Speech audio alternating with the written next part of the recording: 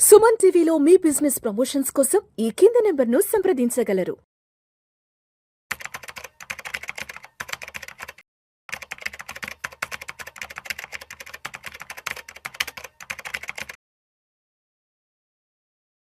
So ప్రేక్షకులకి మీ రామచంద్రమూర్తి నమస్కారాలు. ఇవాళ ఈ వీడియోలో మనం ప్రధానమంత్రి గారు గోల్డ్ మీద కొనద్దు, ఒక 1 year పాటు మీరు గోల్డ్ కొనద్దు, దానివల్ల దాదాపు 800 tons గోల్డ్ మనం ఎవ్రీ ఇయర్ ఇంపోర్ట్ చేసుకుంటాం. సో దాని కాస్ట్ చాలా ఎక్కువ అవుతుంది, కాబట్టి కొంత గోల్డ్ తగ్గించుకోవడం బెటర్ అని అన్న నేపథ్యంలో మరి సిల్వర్ గురించి ఏమనుకోవచ్చు. సో సిల్వర్ గురించి ఆయన చెప్పలేదు కాబట్టి సిల్వర్ కొనుక్కోవచ్చా, సిల్వర్ని హోల్డ్ చేసుకోవచ్చా అనేది ఇప్పుడు నెక్స్ట్ చర్చనీయాంశం అవుతుంది. సో ఈ వీడియోలో సిల్వర్ మీద ఏమైనా రిస్ట్రిక్షన్స్ ఉన్నాయా, ఎలాంటి పరిమితులు ఉన్నాయి ఏంటి అని చూసుకుందాం. సో ఇప్పుడు సిల్వర్ కానీ ప్లాటినం కానీ కొనుక్కోవడానికి ఎటువంటి కస్టమ్స్ డ్యూటీ కానీ ఇంపోర్ట్ డ్యూటీ కానీ లేదు. కాబట్టి ఈ గోల్డ్ కొనేటంలో ఇంపోర్ట్ ఉంటే ఇప్పుడు central board of direct taxes ప్రకారం మన వద్ద ఎంత వెండి ఉంచుకోవచ్చు అనే దాని మీద పరిమితి అయితే లేవు. ప్రజలు ఆభరణాల రూపంలో కానీ, కాయల రూపంలో కానీ, కాయిన్స్లో కానీ, కడ్డీల రూపంలో కానీ, ఇంట్లో వాడుకునే పాత్ర రూపంలో కానీ ఎంతైనా వెండి హోల్డ్ చేసుకోవచ్చు. సో ఎక్కువగా వెండి కలిగి ఉండటం వల్ల పన్ను ఇబ్బందులు ఏమి ఉండవు. అయితే ప్రజలు తమ వద్ద ఉన్న వెండికి సంబంధించిన డాక్యుమెంట్లు ఎలా కొన్నారు అనే వివరాలు మాత్రం మెయింటైన్ చేయాలి అని చెప్తున్నారు.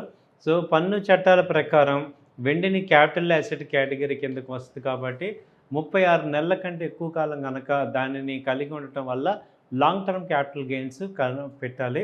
సో అయితే వెండి అమ్మినప్పుడు ఈ రేటు కింద పన్ను చెల్లించాల్సి ఉంటుంది. ప్రభుత్వానికి చట్ట ప్రకారం ఏ వ్యక్తులు ఎంతైనా వెండి తమ వద్ద ఉంచుకోవచ్చు, ఎలాంటి పన్ను ఇబ్బందులు లేకుండా వాటిని ఎలా పొందారు, ఎలా కొన్నారు అనేది మాత్రం చూపించాలి డాక్యుమెంట్స్, అది ఉంటే చాలు. సో ఇప్పుడు చాలామంది ఏంటంటే బంగారం బదులు వెండి కొనుక్కోవడం బెటర్ అని, రానున్న రోజుల్లో ఎటు వెండికి డిమాండ్ మళ్ళీ వస్తుందని అనుకున్నారు.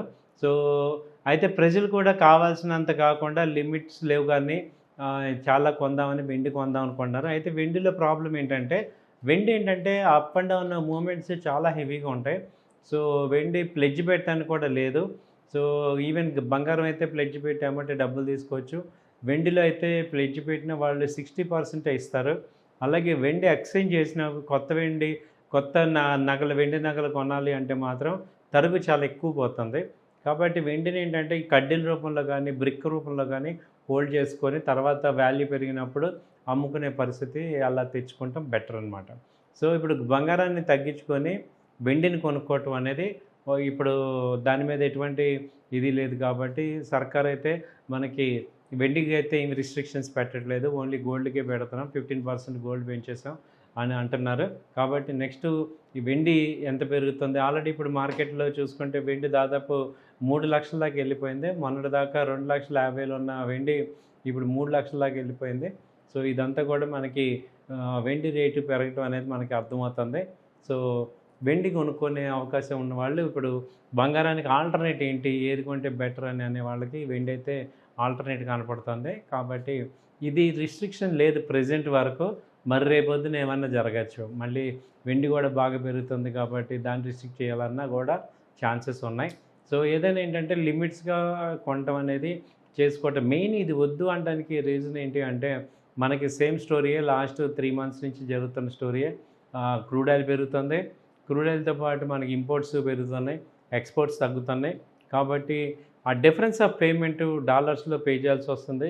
అది మన దగ్గర సఫిషియెంట్గా లేకపోవడం ద్వారా ఈ యొక్క కరెన్సీ వాల్యూ బాగా తగ్గిపోతుంది. కరెన్సీని ఆగాలి అంటే ఇంపోర్ట్స్ తగ్గించాలి, ఎక్స్పోర్ట్స్ పెంచాలి. సో ఎక్స్పోర్ట్స్ పెంచుదామన్నా సఫిషియెంట్గా ఆల్రెడీ ఉన్నాయి కాబట్టి ఇంపోర్ట్స్ తగ్గించాలంటే క్రూడ్ ఆయిల్ తగ్గించాలి లేదా గోల్డ్ తగ్గించాలి. సో కాబట్టి గోల్డ్ని టార్గెట్ చేశారు, గోల్డ్ అయితే తగ్గచ్చు. సో గోల్డ్ తగ్గాలి, బయింగ్ డిమాండ్ తగ్గాలి అంటే రేట్లు పెంచాలి, ఆర్టిఫిషియల్ కానీ పెంచుతున్నారు. ఇప్పుడు సిల్వర్ కూడా 3 lakhs అయిపోయింది, గోల్డ్ కూడా ఇప్పుడు 1,62,000 65,000 దాకా వెళ్ళిపోయింది. ఇంకా బయింగ్ డిమాండ్ చూసి ఒక 15 days ఎవ్రీ 15 daysకి ట్రాక్ చేసి ఇంకా డిమాండ్ గోల్డ్ కొంటున్నారంటే ఇంకా సుంకాలు వేసే అవకాశం అయితే కనపడుతుంది. సో ఇదండి గోల్డ్ మీద సిల్వర్ మీద జరుగుతున్న విషయం. థ్యాంక్ యూ అండి, నమస్తే.